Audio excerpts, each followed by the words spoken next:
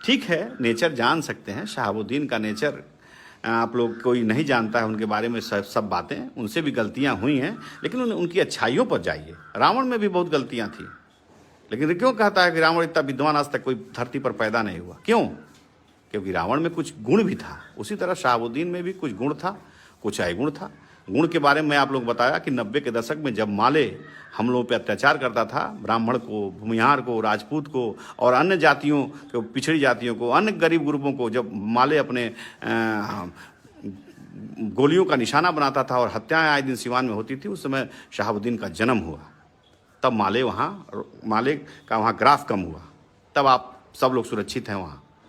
और मैं जानता हूँ शहाबुद्दीन साहब मेरे साथ रहे हुए हैं ना, मैं जानता हूँ गीता, हमको उतना नहीं गीता का पूरा कंठस्थ याद है, उसको गीता का ज्ञान था, रामायण पूरे पढ़ते थे, उनके अंदर कोई हिंदू मुसलमान वाली भावना नहीं थी, ना बात था। खैर, अपने आप लोग नहीं जानते हो, आप लोग 20, 25, 30 साल के हो, 30 साल के हो ना, ऐसे इतने ही हो गए, 20, 25 साल के हो लड़के, आप लोगों को जो बताया गया वही जान रहे हो। लेकिन कोई अगर बुजुर्ग हो तो उससे पूछवाओ कि सिवान में क्या हालात थे 90 के दशक में। खैर छोड़ो, वो चले गए। मैं अल्लाह से यही प्रार्थना करता हूँ, भगवान से ही प्रार्थना करता हूँ कि उनको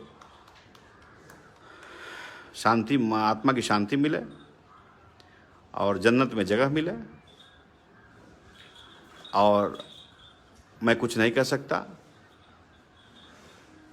चूँकि मैं सबको, कुछ लोगों ने अभी लिखा कि चंदा बाबू, हम चंदा बाबू के बच्चों के लिए भी सिंपैथी रखते हैं, चंदा बाबू के लिए भी सिंपैथी रखते हैं, उनको भी भगवान जन्नत में जगह दे, स्वर्ग में जगह दे।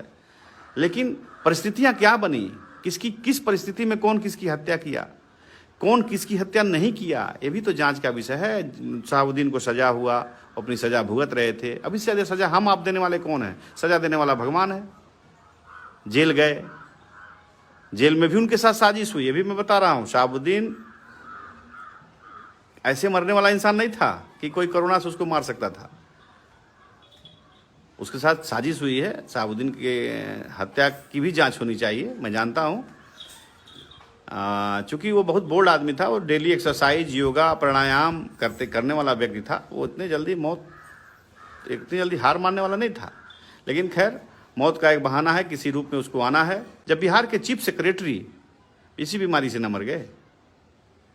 90 के दशक को आप लोग कोई अगर रिश्तेदार हो, आपका परिचित हो सिवान का, तो उससे पूछिएगा कि 90 के दशक में जो आदमी 2-2 बार विधायक और 4-4 बार सांसद रहा हो, ऐसा नहीं होगा। आप सरकार को, उस समय की परिस्थितियों को, आप सरकार को दोषी ठहरा सकते हैं। आप उस समय किसकी सरकार थी उसके ऊपर उसको दोषारोपण कर सकते हैं, लेकिन आप शहाबुद्दीन को दोषारोपण नहीं करते। शहाबुद्दीन का उदय हुआ माले से लड़ाई लड़ करके शहाबुद्दीन पैदा हुए।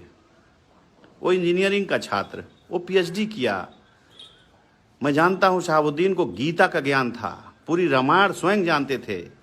मेरे साथ उन्होंने जेल काटा है, मैं पूरी रामायण मैं उनको शहाबुद्दीन को पढ़ते देखा हूं। पूरे गीता का एक एक लैंग्वेज, एक एक शब्द उनको कंठस्थ याद था उस व्यक्ति का। क्या आप लोग जानते हैं शहाबुद्दीन के विषय में? सब लोग शहाबुद्दीन को गाली ही सिर्फ दे रहे थे। कल मैं देख रहा था फेसबुक पे, मुझे शर्म आ रही थी, ये भी शर्म आ रही थी कि किस संस्कार में आप लोगों का जन्म हुआ है। ठीक है, आप लोग मुझे फेसबुक पे हैं, आप लोग कुछ भी बोल सकते हो, लेकिन ऐसा नहीं। हम लोग का हिंदू संस्कृति, सभ्यता और सनातन धर्म हम लोगों को नहीं सिखाता कि किसी के मैयत पे आप लोग खुशियां मनाइए। सबकी मैयत पे मातम मनाना चाहिए, क्योंकि जब शरीर आदमी त्यागता है तो भगवान हो जाता है। इसलिए आप लोगों से मैं निवेदन करता हूं कि किसी मैयत, हाँ, जो व्यक्ति मुस्लिम समाज का लोग उस पत्रकार के मृत्यु पर भी अगर हंसे हैं तो भी गलत किए हैं, उनको भी ऐसा नहीं करना चाहिए। इस्लाम भी ऐसा नहीं सिखाता है। इसलिए दोस्तों, इस कोरोना महामारी में हम सबको मिल के लड़ना है।